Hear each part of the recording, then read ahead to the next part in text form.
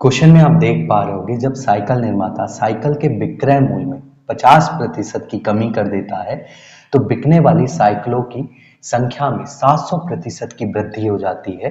यदि आरंभ में साइकिल निर्माता को 140% का लाभ प्राप्त होता है तो क्वेश्चन में हमसे बोला जा रहा है कि ज्ञात कीजिए कि नया लाभ प्रतिशत क्या होगा।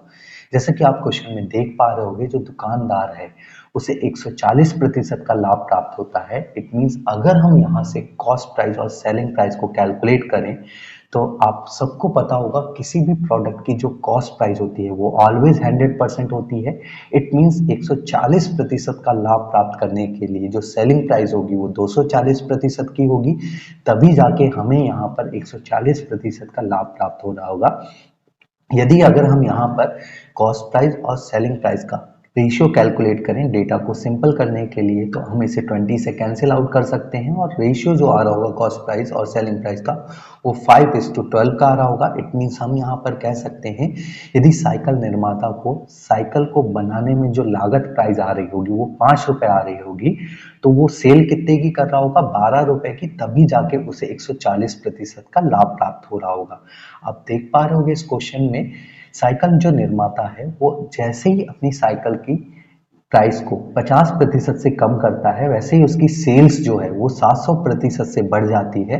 और आप सभी को पता होगा किसी भी सेल्समैन की या किसी भी दुकानदार की जो इनकम होती है वो दो चीजों पर निर्भर करती है, एक तो प्राइस और दूसरा उसकी सेल्स। इट मीन्स हम कह सकते हैं जो इनकम होती है वो इक्वल होती है प्राइस इनटू सेल्स के। कैसे? जैसे आपको पता होगा यहाँ पर जो दुकानदार है वो क्या बेच रहा है, साइकिल बेच रहा है। तो एक साइकिल की जो विक्रय मूल्य है वो कितने रुपए का है, 12 रुपए का। तो अगर वो एक साइकिल बेचता है तो उसकी इनकम कितनी होगी, 12 रुपए की होगी। अगर वो दो साइकिल बेचता तो 24 रुपए की इनकम होती। अगर वो 5 साइकिलें यहाँ पर बेचता तो उसकी जो इनकम होती वो 60 रुपए की होती। और अगर वो 100 साइकिलें बेचता तो उसकी जो इनकम होती वो 1200 रुपए की होती। बट अगर यहाँ पे उसने प्राइस को और बढ़ा के बेचा होता, मान लेते हैं 15 रुपए की अगर वो एक साइकिल बेचता, तो अब उसके जो प्रॉफिट होता है, जो इनकम होती वो कितने रुपए की हो रही होती, 15 रुपए की। और अगर वो दो साइकिलें बेचता तो कितने की होती, 30 रुपए की। और अगर यहाँ पर अगर उसने 5 साइकिलें बेची होती तो कितने की होती, 90 रुपए की। इट मीन्स हम कह सकते हैं जो दुकानदार की जो इनकम होती है वो दो चीजों पर निर्भर करती है, एक तो प्राइस और दूसरा उसकी सेल्स पर। अगर हम क्वेश्चन की बात करें, इनिशियली जो साइकिल निर्माता है वो 12 रुपए में साइकिल बेच रहा है। मान लेते हैं यहाँ पर वो एक ही साइकिल को बेच रहा है अपने डेटा को छोटा रखने के लिए, तो उसकी जो इनकम होगी वो कितनी हो रही होगी, 12 रुपए हो रही होगी। जबकि एक साइकिल की जो कॉस्ट प्राइस आ रही होगी वो कितनी आ रही होगी, 5 रुपए।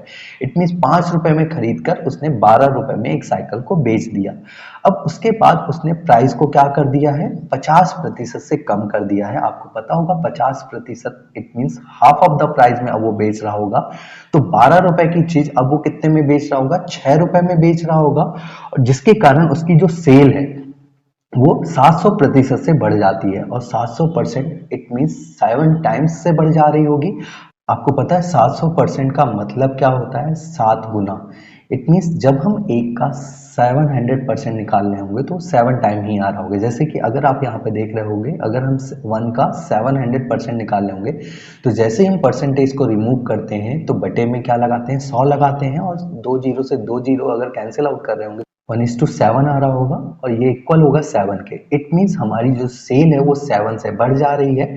और इनिशियली हमारी जो सेल थी वो 1 थी, अब 7 से बढ़ गई होगी। तो अब जो हम साइकिल को सेल कर रहे होंगे वो कितनी साइकिलों को सेल कर रहे होंगे, 8 साइकिलों को सेल कर रहे होंगे।